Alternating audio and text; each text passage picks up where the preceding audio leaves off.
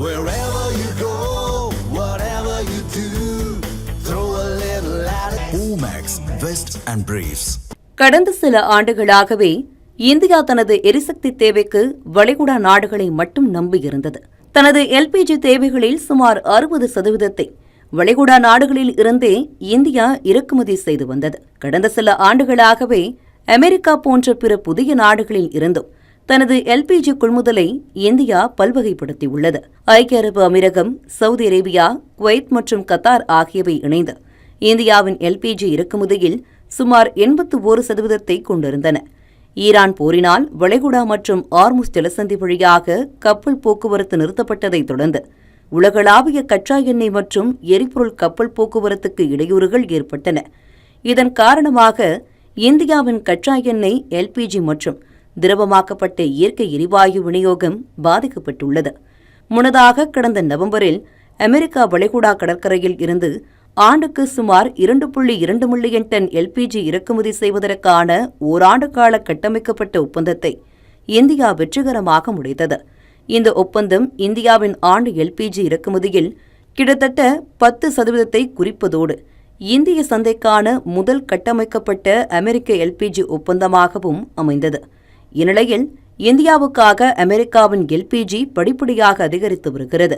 கடந்த பிப்ரவரி மாதம் வெறும் 14% இருந்த இந்தியாவுக்கான அமெரிக்காவின் எல்பிஜி இறக்குமதி இந்த மே மாதத்தில் 55% உயர்ந்துள்ளது. அதே நேரத்தில் இந்தியாவின் எல்பிஜி இறக்குமதியில் வளைகுடா நாடுகளின் பங்கு 16% குறைந்துள்ளது. உலகளாவிய வர்த்தக புலனாய்வு நிறுவனமான கேப்லரின் தரவுகளின்படி அமெரிக்கா மே மாதத்தில் இந்தியாவிற்கு சுமார் 6,66,000 மெட்ரிக் டன் எல்பிஜியை ஏற்றுமதி செய்துள்ளது.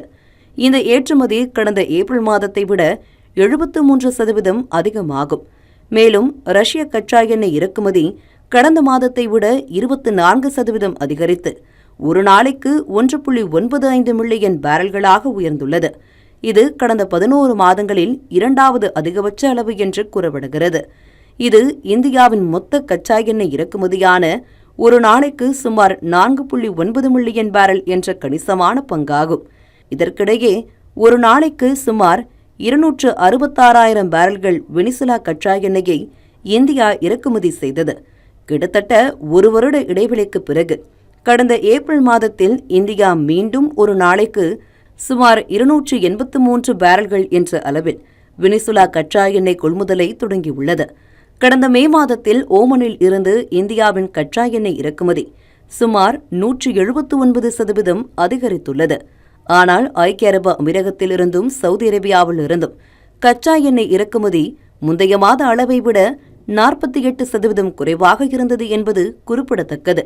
மேலும் ஏப்ரல் மற்றும் மே மாதங்களில் குவைத் மற்றும் கத்தாரில் இருந்து எந்த கச்சா எண்ணெயையும் இந்தியா இறக்குமதி செய்யவில்லை. இதற்கிடையே சுமார் 333 மில்லியன் வீடுகளில் எல்பிஜி இணைப்புகள் இருப்பதால் அவற்றுக்கு தட்டுப்பாடு ஏற்படுவதை தவிர்ப்பதற்காக சுத்திகரிப்பு ஆலைகளுக்கு எல்பிஜி உற்பத்தியை அதிகரிக்கவும் தொழில்துறைக்கான விற்பனையை குறைக்கவும் மத்திய அரசு அவசரகால அதிகாரங்களை பயன்படுத்தி உத்தரவிட்டுள்ளது. குறிப்பாக ஒரு நாளைக்கு சுமார் 72,000 மெட்ரிக் டன்னாக உள்ள மொத்த தேவைக்கு எதிராக உள்நாட்டு எல்பிஜி உற்பத்தி தற்போது ஒரு நாளைக்கு சுமார் 50,000 முதல் 52,000 மெட்ரிக் டன்னாக உயர்ந்துள்ளது.